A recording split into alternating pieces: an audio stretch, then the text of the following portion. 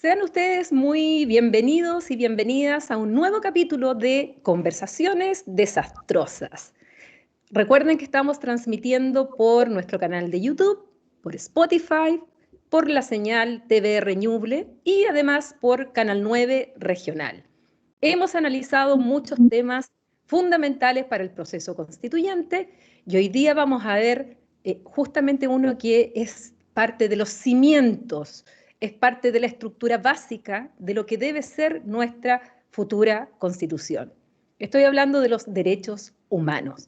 Y para ello, ¿qué mejor que en compañía de el gran abogado Francisco Cox, de amplia y vasta trayectoria, tanto nacional como internacional en el tema de derechos humanos, y que aprovechando la coyuntura, además le voy a preguntar, me voy a salir un poquito del proceso constituyente, pero no puedo dejar pasar de tocar un tema de estos últimos días con él, para que nos cuente un poco de su experiencia. ¿Cómo está, Francisco? Muy bien, Paulina, muchas gracias por la invitación. Siempre un gusto hablar contigo. Francisco, yo decía que me iba a salir un poquitito de lo que son estas conversaciones relativas al proceso constituyente, porque quiero que nos cuentes a la gente que nos está escuchando y nos está viendo. Bueno, yo puedo decir que eres el único abogado chileno que ha litigado ante la Corte Penal Internacional, que tiene su sede en La Haya, y que recientemente ha habido sentencia en un caso en el cual tú ibas y estabas involucrado defendiendo a una de las partes. ¿Nos podrías contar un poco brevemente de qué se trató ese juicio y cuál es la importancia de este fallo? Sí, mira, yo representaba víctimas del conflicto de Uganda, que en el fondo habían sido secuestrados para ser niños soldados, sus viviendas habían sido destruidas, que les habían robado sus comidas, sus animales, en todo esto del norte de Uganda por una guerrilla que se llama la Resistencia del Señor, el Ejército de Resistencia del Señor, en inglés, y se dictó el veredicto la semana pasada, antepasada, 4 de febrero, y donde se le condenó, tenía 72 cargos, perdón, 70 cargos y se le condenó por 62. Yo te diría que los cargos más importantes o más como históricos por los cuales fue condenado Dominic Owen, él a su vez también es una persona que fue secuestrada de niño, pero que a diferencia de mucha gente que escapó, que buscó la forma de huir, él subió por los rangos y llegó a ser comandante de uno de los batallones y culpable de 4 ataques en el caso de la Corte Penal, muchos más en su historia, pero por lo que él estaba siendo juzgado eran 4 ataques y delitos de género y violencia sexual.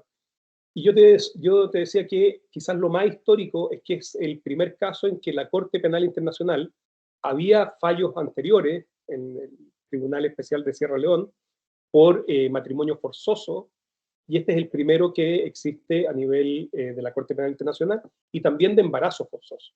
Entonces, en ese sentido, es un paso muy importante, porque sienta jurisprudencia a cómo debe tratarse el tema del embarazo forzoso, que en el fondo básicamente la práctica que tenía esta guerrilla era distribuir niñas entre los comandantes para que fueran sus esposas, y en el fondo la pasaban a ser su, entre comillas, mujeres y esposas durante todo el tiempo de la cautividad.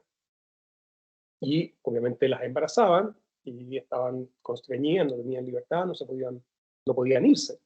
Entonces, esos son los 2 cargos que yo te diría que son los más históricos. Fue condenado por crímenes de lesa humanidad y crímenes de guerra por un conflicto no internacional, porque era en el fondo la guerrilla peleaba contra el gobierno de Museveni, que es el presidente incluso actual de Uganda.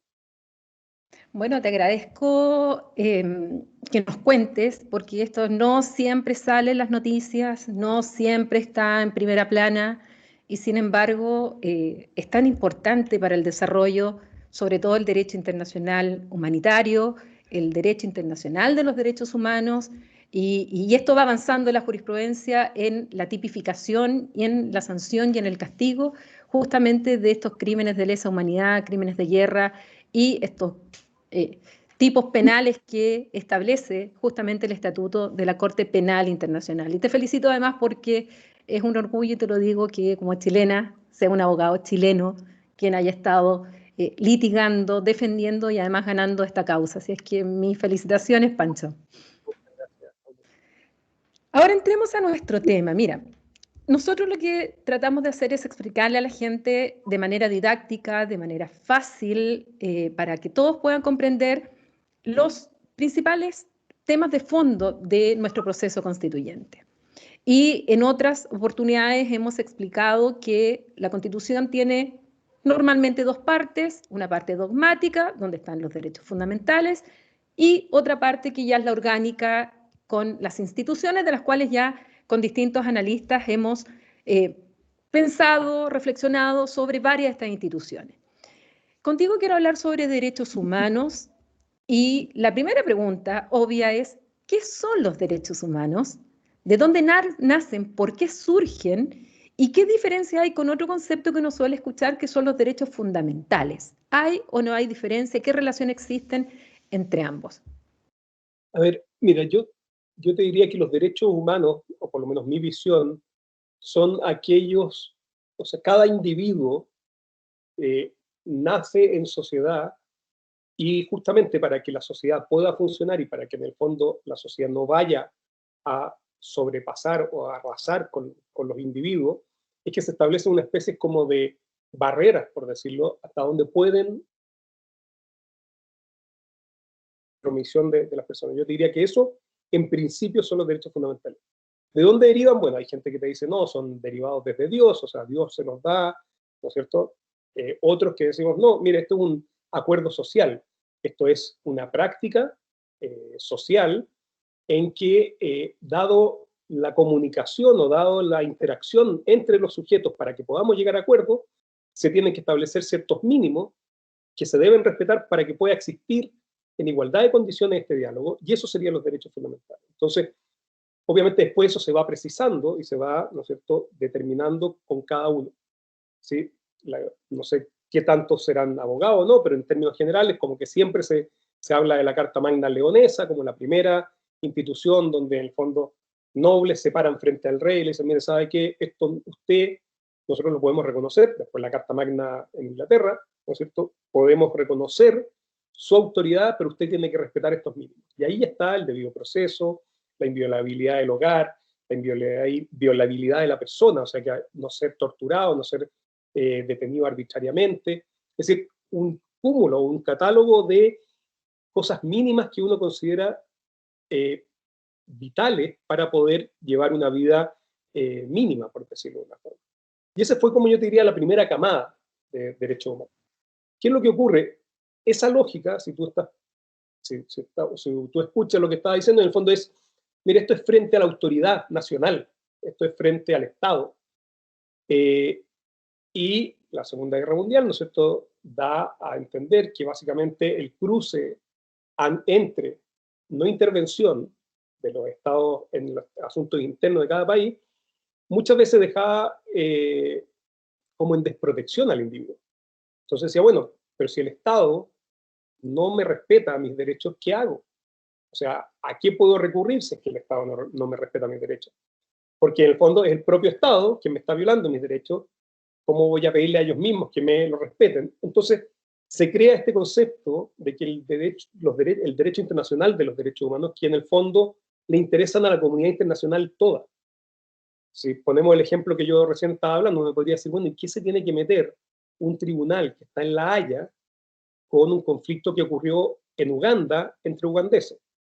Bueno, desde la Segunda Guerra Mundial, no podría decir que incluso antes, con ciertos tratados sobre crímenes de guerra, ¿no es cierto?, el derecho internacional humanitario, que regula en el fondo que la guerra incluso tiene sus reglas, no todo es permitido en la guerra. Entonces, bueno, a la comunidad toda le interesa que haya ciertos mínimos que se tengan que garantizar, ciertos mínimos que se tengan que respetar, y sea el Estado que sea, y respecto de la persona que sea. Entonces yo diría que ese es como el concepto básico de derecho humano. Y ese es como quizá, y la visión más tradicional, lo que llamaban los de primera generación, que son los derechos civiles y políticos, el derecho a votar, eso después, ¿no es cierto?, evoluciones, se tiene el derecho a votar, la igualdad ante la ley, el debido proceso, que en el fondo si me va a condenar, me tienes que respetar algunos derechos, tengo que tener derecho a una defensora o a un defensor, tengo que tener derecho a presentar pruebas, a contrainterrogar a las personas que me están acusando, saber quién me está acusando. Entonces, Esos son los derechos civiles. Yo diría que después eso evoluciona y la gente dice, bueno, si estamos hablando de vida, o sea, de que yo pueda tener una vida digna, que pueda vivir, se dice, bueno, yo también necesito ciertos derechos mínimos, o sea, tengo que tener derecho a una vivienda, tener dónde vivir, una alimentación mínima, eh, un salario mínimo, y entonces empiezan lo que llaman los derechos sociales, económicos, sociales y culturales, que son estos como de segunda generación. Y ahí, si bien, si tú tomas, por ejemplo, la Declaración Universal de Derechos Humanos, va a ver que están todos mezclados.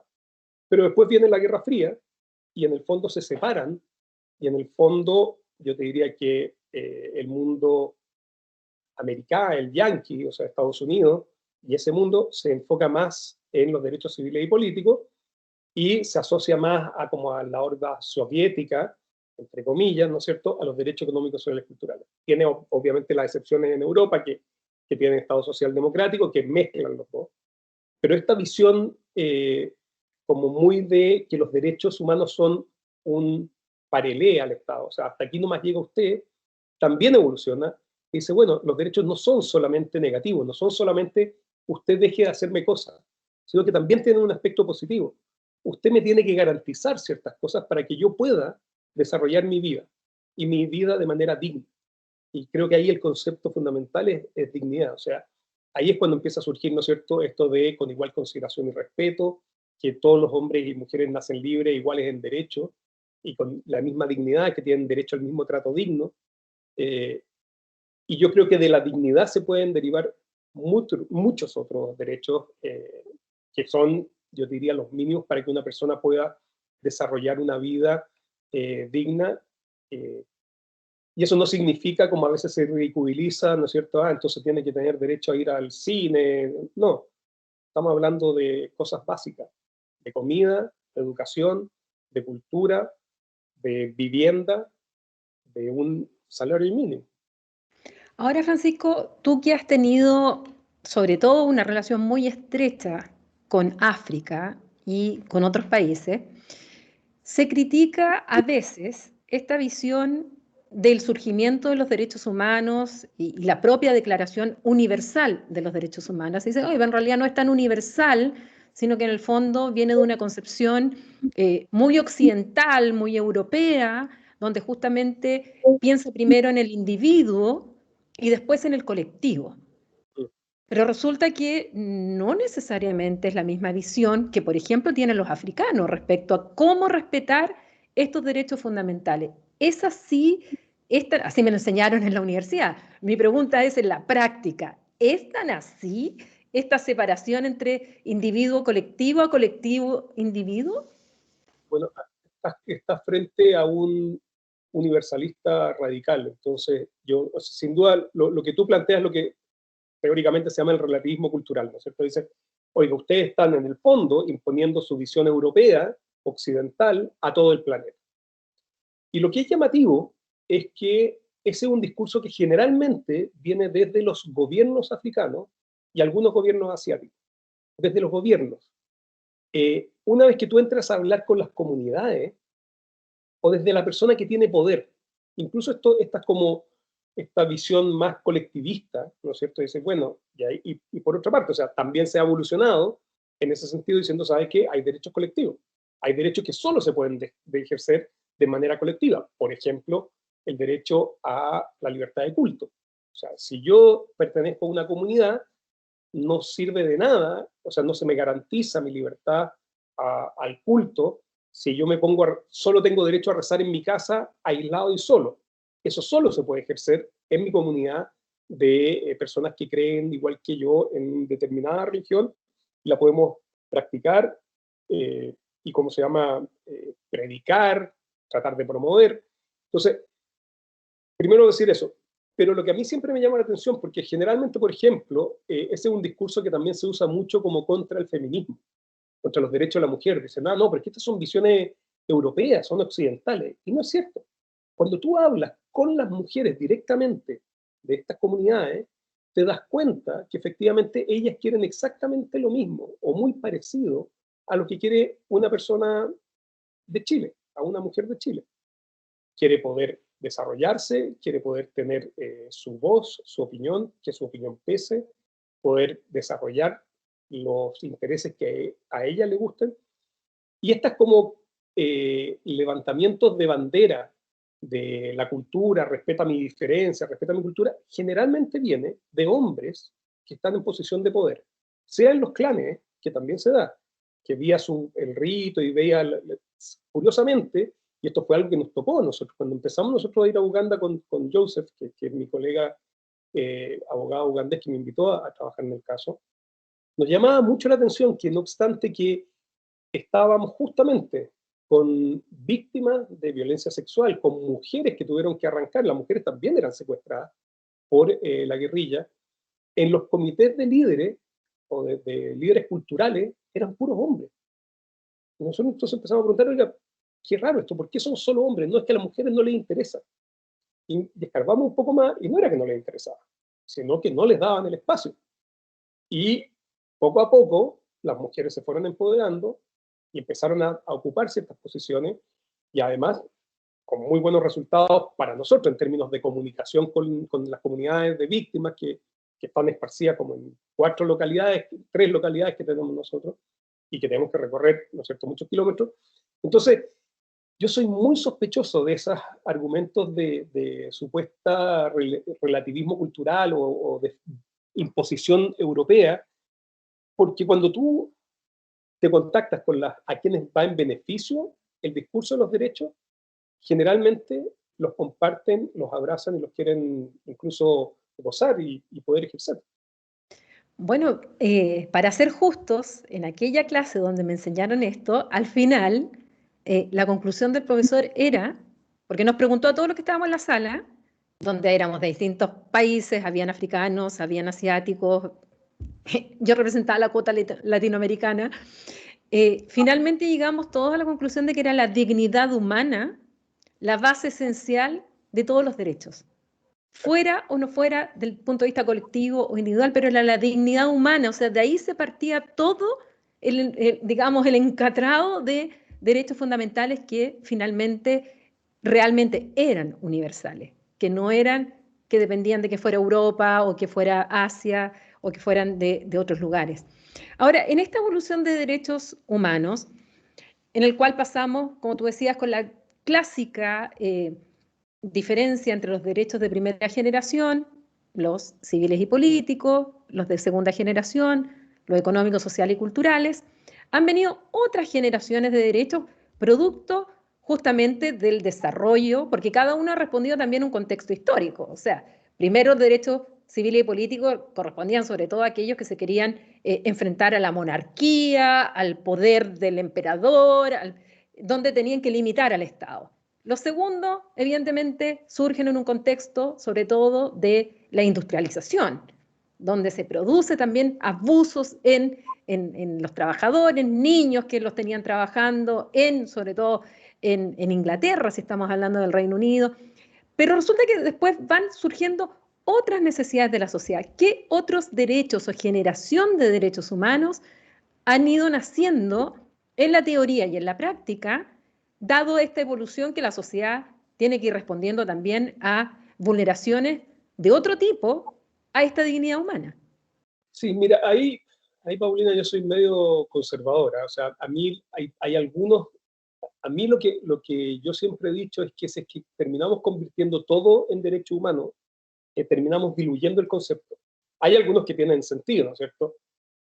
Pero cuando tú empiezas con conceptos tan amplios como, por ejemplo, el derecho a la paz, el derecho al desarrollo, hay otros que son mucho más sencillos, que están incluidos, algunos lo incluyen en la tercera generación, como el derecho al agua.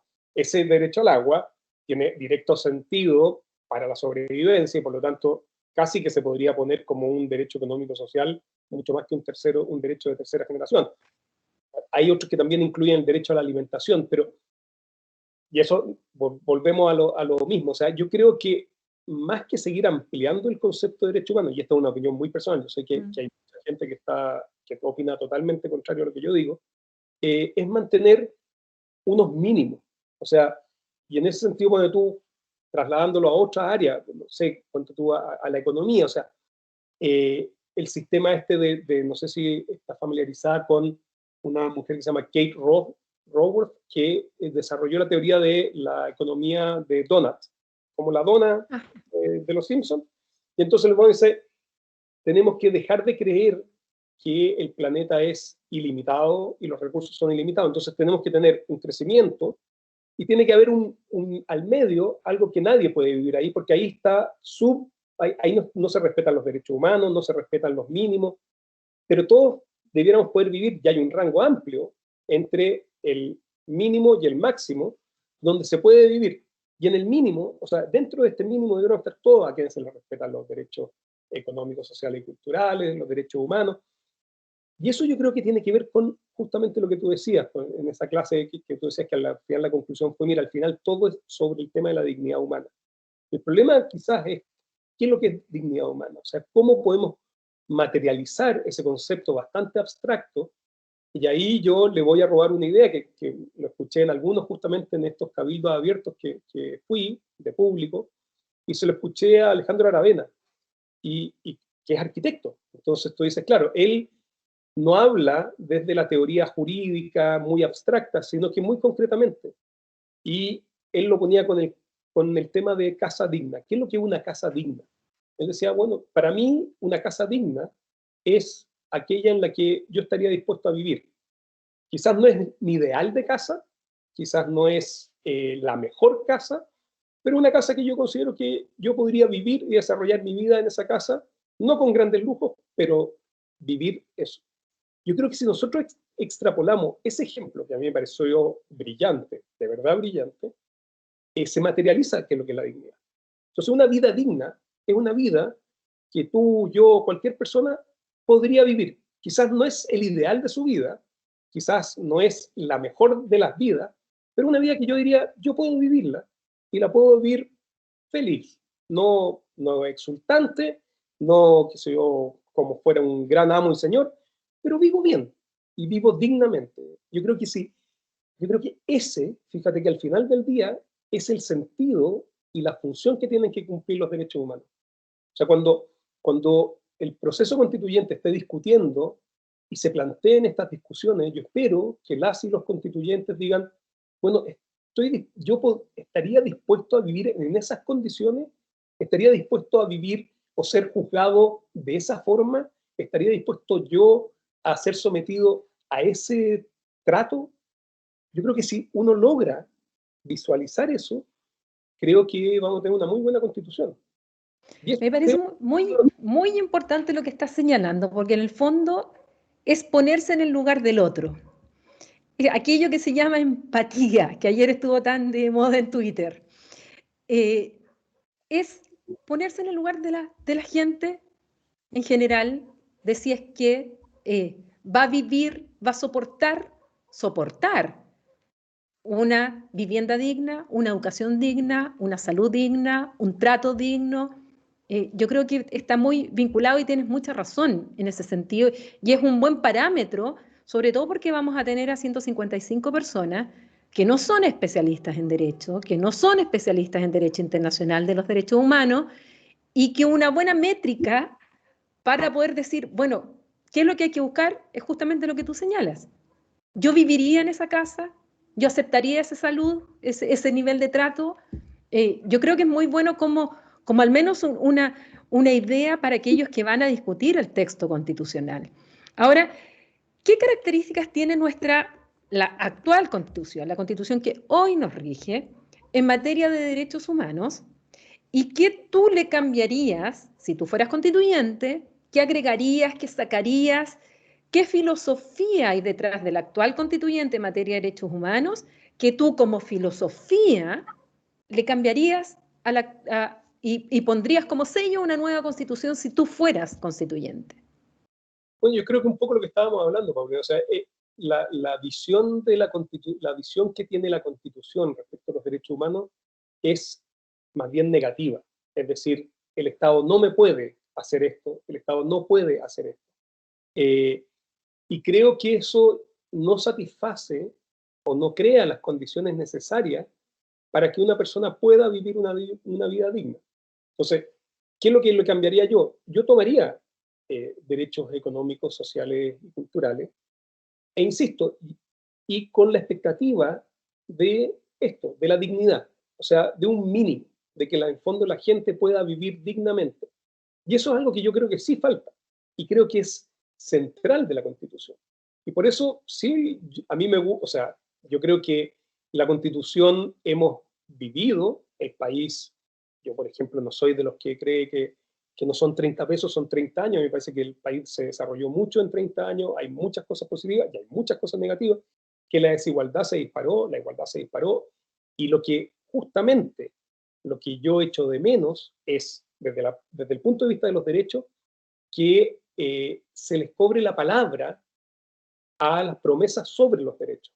Y entonces, por ejemplo, esta es una constitución muy, ¿no es cierto?, pro libre mercado. Bueno, pero el libre mercado requiere competencia, requiere información, requiere regulación y entes reguladores fuertes que sancionen fuertemente a quienes no cumplen esa regla. Entonces, es una promesa media vacía, eh, incluso en esta visión de, justamente porque tiene esta visión de que si es que el Estado se mete, lo va a hacer mal, entonces yo lo tengo que limitar. Y esto no solo es una visión económica, sino que es una visión en todo sentido. Ahora, curiosamente, hay ciertos derechos que se debilitan cuando los quiere ejercer alguien sin poder económico, ¿no es cierto? Y ahí tenemos el ejemplo del control preventivo de identidad. Pero si es que que es el mismo derecho, ¿eh? La privacidad, o sea, que el Estado no se entrometa conmigo, es el mismo derecho que está presente cuando la gente dice, no, pero el secreto bancario no se puede tocar. Entonces tú ves este trato distinto y yo creo que eso trasunta un poco la visión que se tiene de los derechos. ¿Por qué?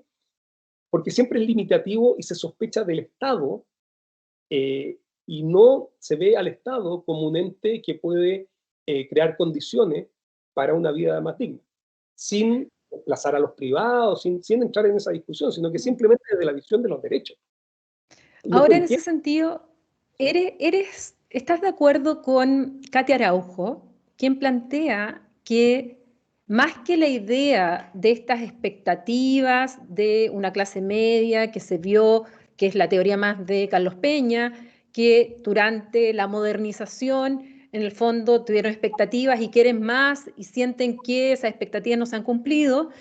Katia Araujo plantea que en realidad el tema de las expectativas son las expectativas que se le dio a la gente decirle, oiga, todos son iguales, todos tienen derechos, pero que en la práctica es lo que señalas tú.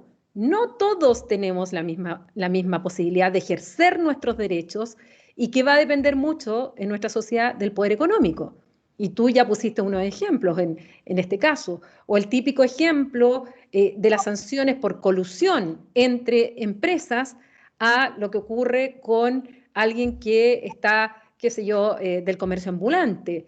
O lo que tú decías con el control preventivo de identidad preventivo respecto al secreto bancario. Y así nos podríamos encontrar una serie de ejemplos. Entonces, que al final nos han dicho y decimos que todos somos iguales ante la ley, que todos tenemos los mismos derechos y deberes, pero en la práctica eso es lo que no ha ocurrido.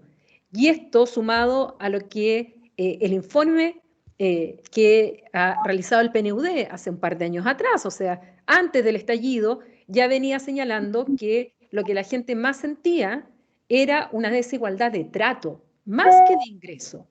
Entonces, ¿crees tú que por ahí también está lo esencial de por qué finalmente surge el 18 de octubre esta explosión, estallido, como se le quiera llamar, pero que explica esta acumulación de lo que partió siendo molestia y terminó transformándose en rabia, como también yo lo he escuchado en otros países?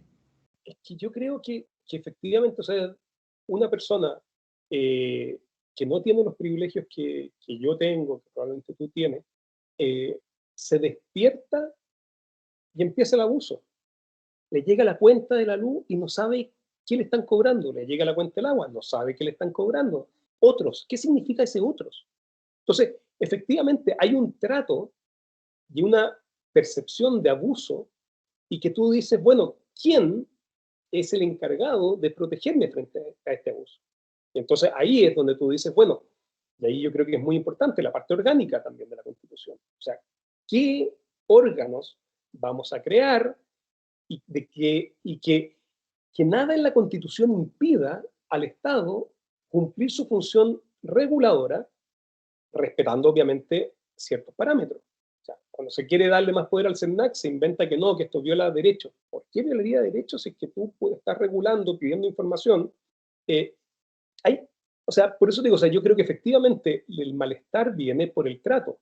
No es una excepción y no tiene nada que ver, creo yo, en nada cambia que una persona decida libremente, me parece fantástico que lo haga, de hacer una cola para comprarse una zapatilla. O sea, tú puedes perfectamente comprarte tu zapatilla y querer tu zapatilla y sentir que hay abuso. No veo dónde está la contradicción, no veo por qué habría una inconsistencia tampoco. O sea, sin duda que vivimos en el 2021 con una cierta tecnología, con cierta estética, con ciertos bienes. Pretender que alguien que quiere un cambio radical de la sociedad en términos de los derechos que se le aseguren y de la forma en la cual se comporten y nos comportemos entre nosotros, no significa que tiene que andar de franciscano descalzo. O sea, perfectamente puede andar bien vestido y querer andar bien vestido y decir, este sistema es abusivo. No veo la inconsistencia. Ahora, Francisco, siempre hay una pregunta que se hace y que yo se la he hecho a expertos en este tema y quiero saber tu opinión. Cuando hablamos de violación a los derechos humanos, ¿solo nos estamos refiriendo a la violación por parte de órganos del Estado? ¿O puede haber violación a los derechos humanos por parte de otros entes, como otros particulares o como transnacionales o como otros que nos pudiéramos imaginar que no son Estado?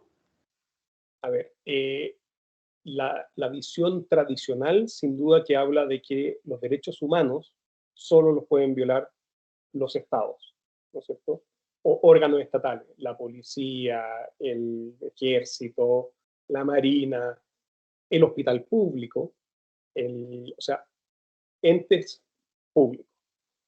Ahora bien, lo que sí ha ocurrido más recientemente es que se está viendo cómo entes particulares contribuyen a la violación de derechos y medio amparados por entes estatales. Y esto estoy hablando en general con lo que se llama, ¿no es cierto?, derechos humanos y empresas, que es, por ejemplo, si bien creo que hace 3 días, salió una noticia que Nestlé, Mars y no me acuerdo qué otra compañía de chocolate habían sido demandados en Estados Unidos por niños que habían sido explotados en las industrias de cacao de Ghana.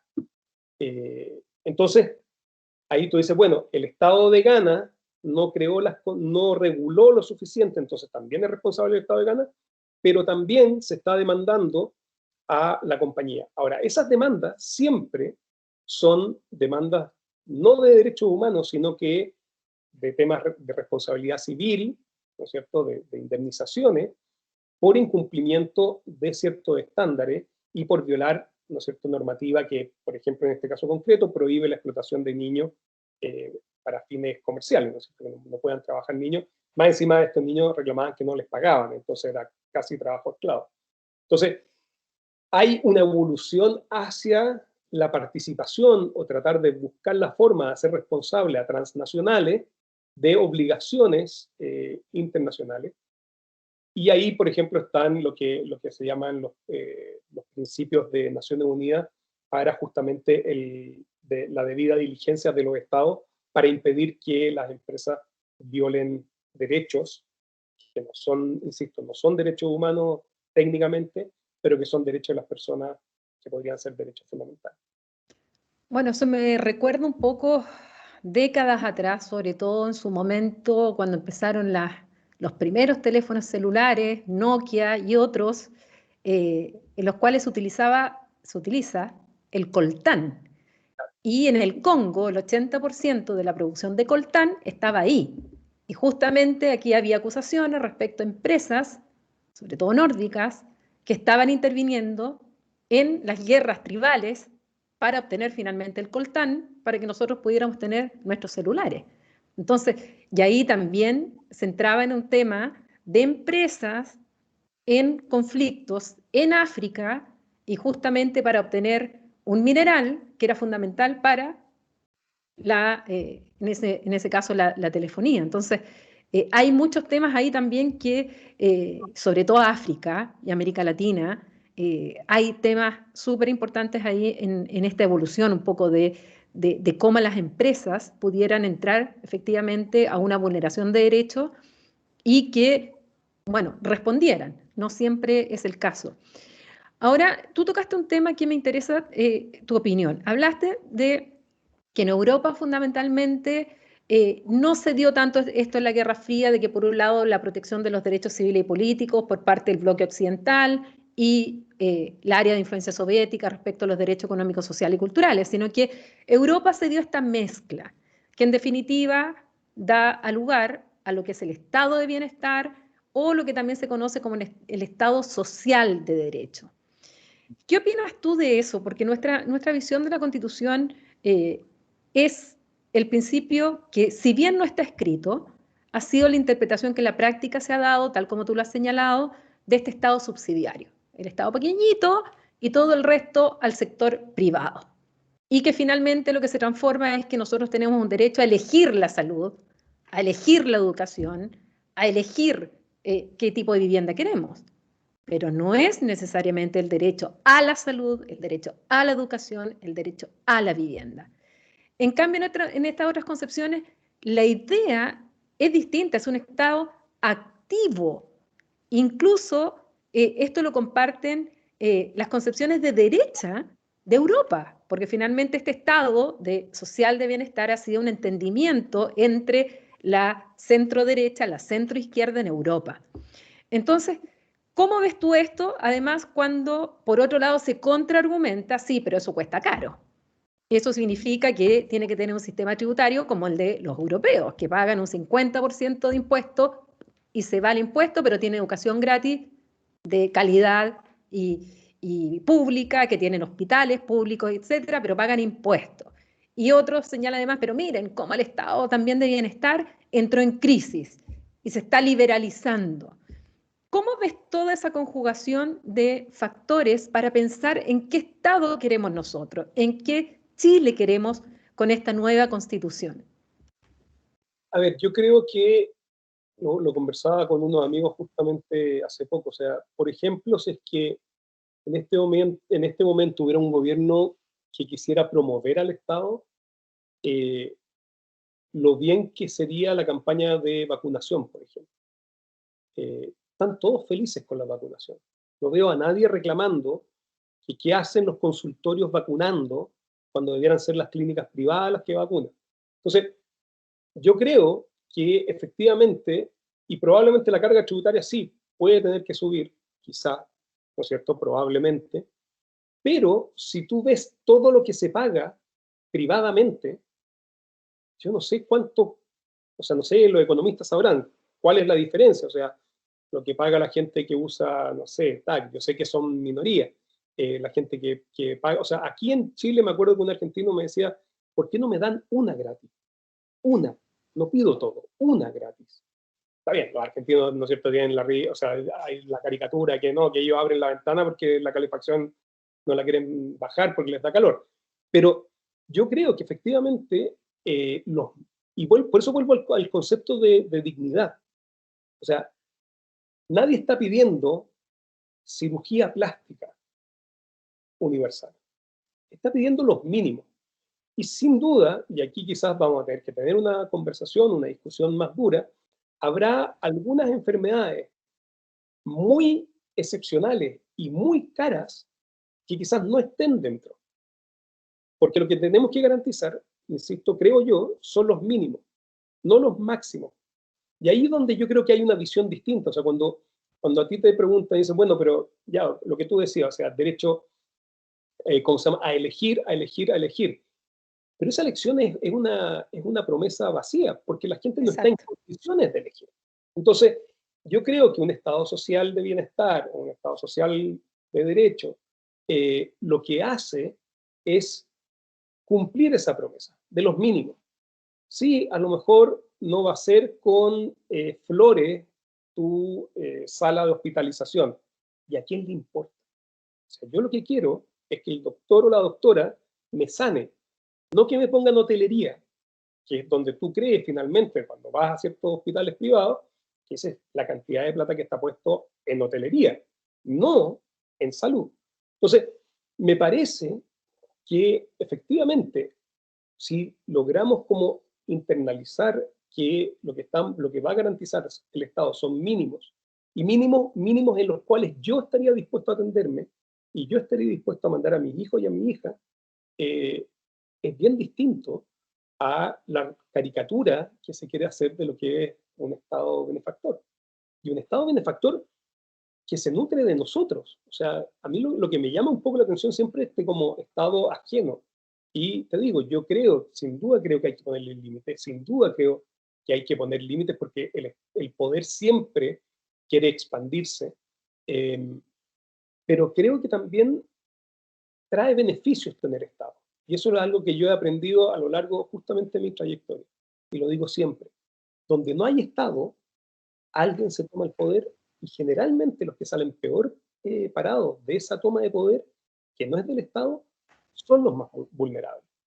O sea, cuando el, el Estado no está presente, alguien va a cumplir esa función y esa función, cuando no está regulada por la sociedad, por el derecho, generalmente se torna en una relación abusiva en algún momento, que parecía muy beneficiosa, pero que finalmente tiene un precio y es abusiva.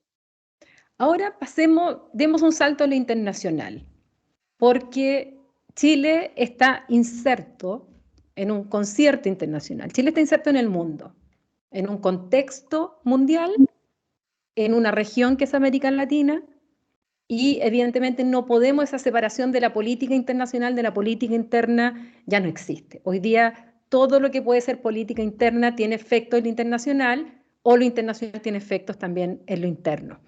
Y en materia de derechos humanos, ¿cómo ha sido, crees tú, y cómo debiera seguir siendo el comportamiento de Chile en cuanto a su participación en los temas de derechos humanos en el ámbito internacional, en el multilateralismo y en especial en la coyuntura que estamos hoy día de, por un lado, la pandemia y en segundo lugar, por el tema de los flujos migratorios o presiones migratorias que se están viviendo, donde el último evento, lamentable en mi opinión, ha sido esta deportación y con esta puesta en escena que ha hecho el gobierno respecto a un centenar de extranjeros y además después las palabras del ministro Alamán pronunciándose respecto a esto. Y sumado a la vacunación, donde hubo un impasse ahí entre el Ministerio de Salud y el Ministerio de Relaciones Exteriores. Tu visión de cómo Chile tiene que plantearse este tema de los derechos humanos en el contexto internacional y además en el regional.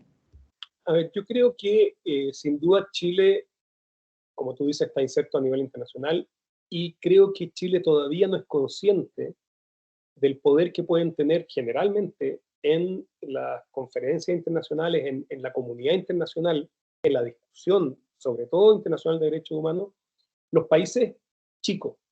Eh, Chile cree que es potencia porque se mira todo el día a sí mismo, pero Chile no es relevante o tan relevante. Sin embargo, dado su no ser uno de los países, o sea, los países relevantes, potentes en América Latina para nivel internacional son Brasil y México. Perú tiene una cancillería extraordinaria y por eso es relevante.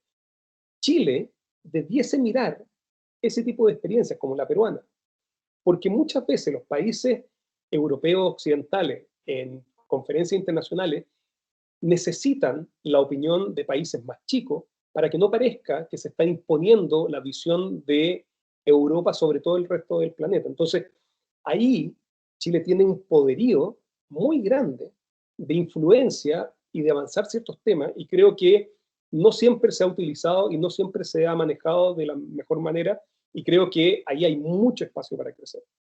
Desde el punto de vista, por ejemplo, de cumplimientos de sentencia de la Corte Interamericana, creo que también Chile ha tenido algunas experiencias positivas y otras muy negativas de incumplimiento o de demora en su cumplimiento, y por lo tanto eso va afectando, creo yo, en alguna parte, quizás no significativamente, pero en alguna parte, su credibilidad cuando cuestiona a otros países, cuando plantea ciertas discusiones.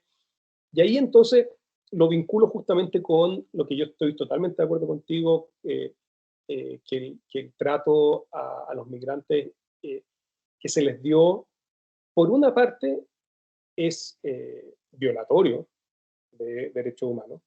Yo no sé si alguien se ha puesto esos overoles, porque yo me lo he puesto. En México, cuando teníamos que hacer estas investigaciones por el caso Ayotzinapa, yo me tuve que poner esos overoles justamente para no contaminar la escena del crimen. Y son horribles, de caluroso. No sale el aire. Entonces empieza a transpirar a los, no sé, 5 minutos. No sé si serán los mismos. Pero si son esos overoles que usan, por ejemplo, los CSI, son horribles. Entonces, la necesidad de uniformar y de, o sea, a mí me recordó la letra escarlata. O sea, me parece que eso no es trato digno. Por otra parte, los países tienen que ser consistentes. Chile es parte del Grupo de Lima, que ha sido muy activo, pero muy activo, en denunciar las violaciones de derechos humanos que se cometen en Venezuela por parte del gobierno de Nicolás Maduro. Uno lo mínimo que pide como coherencia y consistencia es respetar el principio de no devolución, donde esas personas las están poniendo en riesgo. Al devolverlas a Venezuela, las están poniendo en riesgo. Entonces, ¿por qué esa gente huyó? Si llegaron acá irregularmente, es porque justamente no contaron con el permiso o la autorización, no pudieron quizás pagar el pasaporte, que cobran $150 para sacar un pasaporte en Venezuela, para poder llegar a Chile.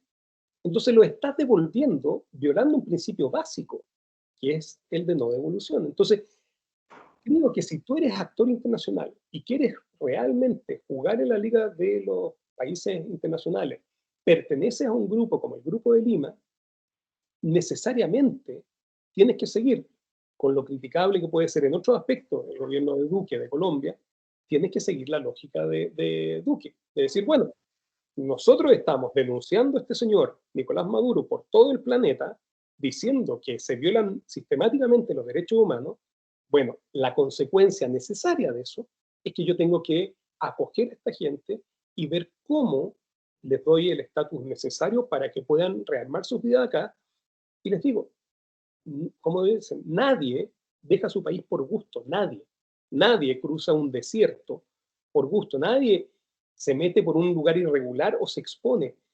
Sin duda que el tráfico de migrantes es peligroso y uno no lo debe alentar, pero devolverlos es simplemente volver a exponerlos a un riesgo de ser sancionados, torturados, encarcelados, perseguidos, que son justamente las cosas que se están denunciando a nivel internacional que comete el régimen de Maduro. Entonces, a mí me parece de una inconsistencia. De hecho, así como te cuento que el día de ayer, con un grupo que se llama Migra Chile, presentamos un amparo por gente que está en residencias sanitarias que son venezolanos, porque efectivamente hay que, o sea, creo que los tribunales tienen que dar protección frente a las arbitrariedades que se están cometiendo, porque no sé si tú sabes, pero la PDI, por ejemplo, llega a estos lugares a las 5 de la mañana y los notifica de la expulsión, tienen 24 horas para poder presentar el recurso de ilegalidad,